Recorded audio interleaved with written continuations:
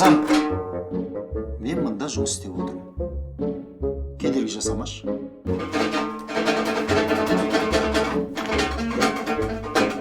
Қой деймін.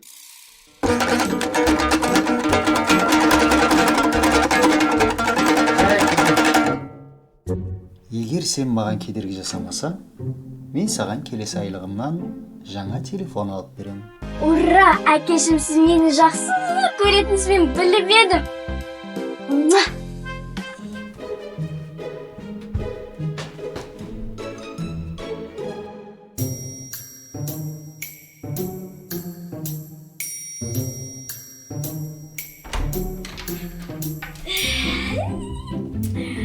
Домбырам, саған рахмет.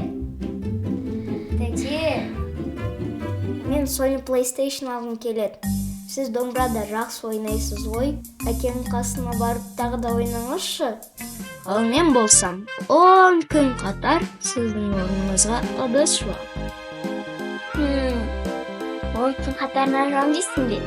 Жарайды, онда келістік.